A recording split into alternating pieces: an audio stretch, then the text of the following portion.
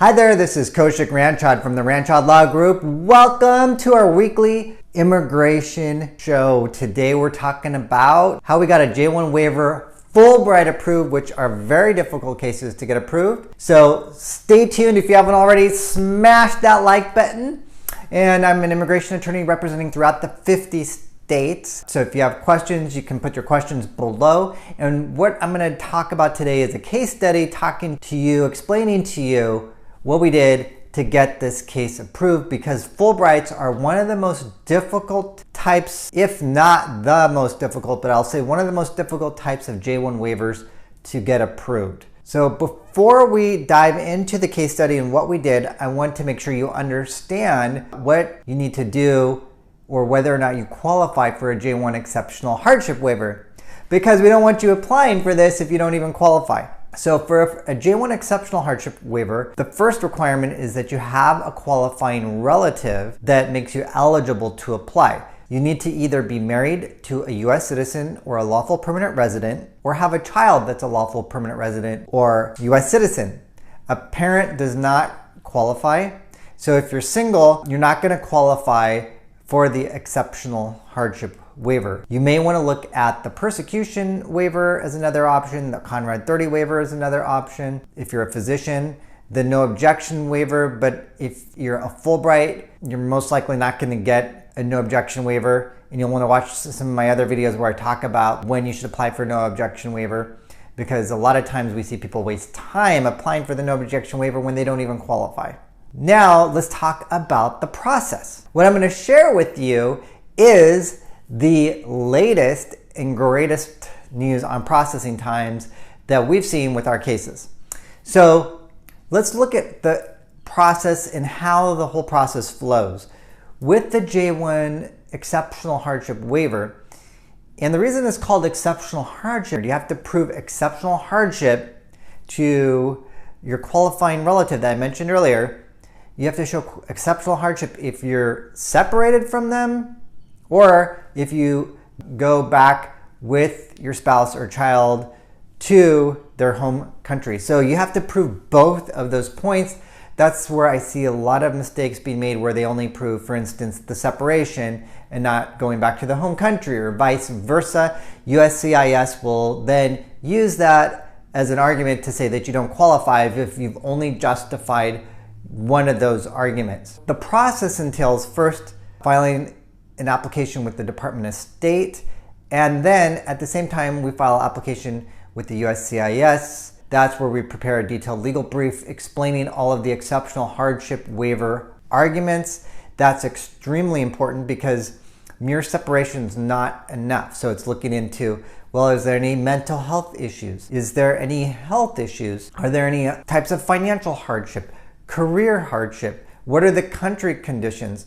And I deep dive into this in some of my other J1 waiver videos, so take a look at those specific types of hardship to determine whether or not you actually have exceptional hardship. And a lot of times what I find is after talking to you for a while, then we're able to flesh out what those exceptional hardships are, because you're so in your life, you're so in your situation that it's like you're in the weeds, that it's hard to see the big picture. When we talk, I like to really look at what's going on in your life, because what you may have as a circumstance in your life may qualify for exceptional hardship. Back to the processing, file the waiver with the legal brief.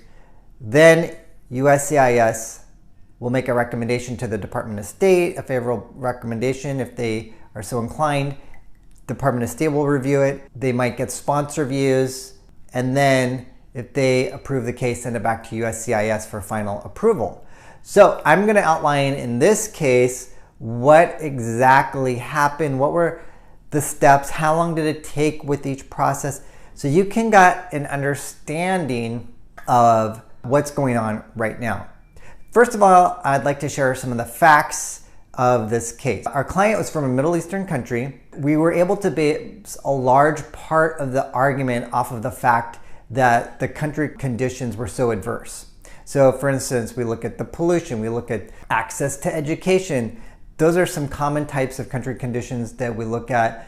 In every case, if they do qualify, if your country does qualify, we look at what's the pollution level, how is that going to affect the US citizen? Do they have any health conditions that would be exacerbated by any of these issues? Is there terrorism that's going on in the home country? Not only do we look at home country conditions, but then we look at the US citizen, what's going on in their life as well. Now, it's important to note that the hardship is only applicable.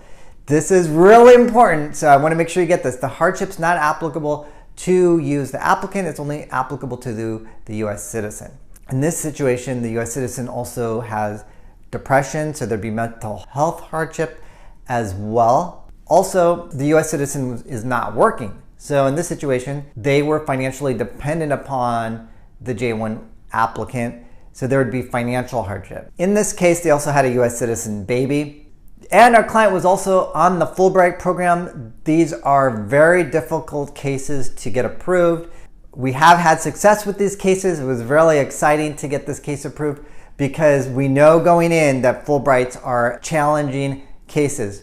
So now they get to move on, getting a green card and being able to apply for the green card because now they're not restricted to the 2-year home residency requirement, which is an important point that I also want you to be aware of, is that getting rid of the J1 waiver does not provide you lawful status. You have to apply for a green card. You're not married to a US citizen employment-based green card or a work visa such as an H-1B visa or a O-1 visa. So keep that in mind. You want to be prepared and have a strategy in place for you to be able to move on to the next step. I want to outline the times in this process because I think you'll find it very interesting and very helpful to you when you go through the process to have a baseline for you. On average, as I'm doing this video in 2022, it's taking, on average, our cases are taking about 18 months.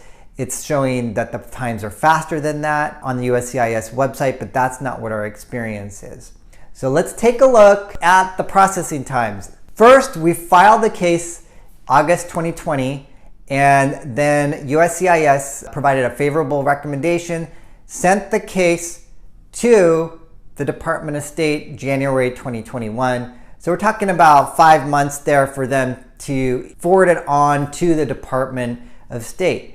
So you'll notice that USCIS did not take a lengthy amount of time before they forwarded it on to the Department of State. Next, it took the Department of State's website. You can check online to see what the status is to indicate that the I-612, the I-613 was received. So it took a whole month for them to indicate that this was actually received from USCIS, the I-612 and the I-613.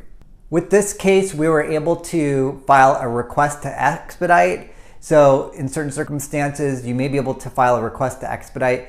We did this on August 2021. Then on January 18th, 2022, Department of State requested sponsor views. The sponsor views were actually received on January 20th, 2 days later in 2022. And then the most exciting part, we got a favorable recommendation from the Department of State, January 25th, 2022. We're still waiting for the actual USCIS approval. Generally, when the Department of State issues that favorable recommendation, USCIS will issue a final approval. We expect that approval to be coming very soon. So that was the exciting news. You can see now the entire process, how it flows. I hope this is helpful to you. One interesting thing to note is the majority of the time here was at the Department of State. And we're just seeing, unfortunately, long backlogs with the Department of State with these cases. But it all ended on a really positive note, and just be prepared for these lengthy waiting times.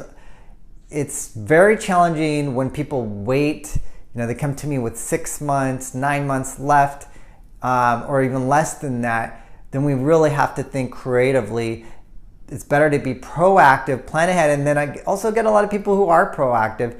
So try to be proactive, plan ahead so you have plenty of time to make sure that you're going to be able to get the J1 waiver approved if it's approvable before you're out of status. We have seen processing times go up to 2 years. So just keep that in mind, and I hope this information helped serve you. It's an honor to be able to share with you our case study, And I want to thank you for being amazing, because by watching this video, you are bettering yourself. By bettering yourself, you're bettering your family. And by bettering your family, you're bettering our country. Thank you. See you next week. Bye for now.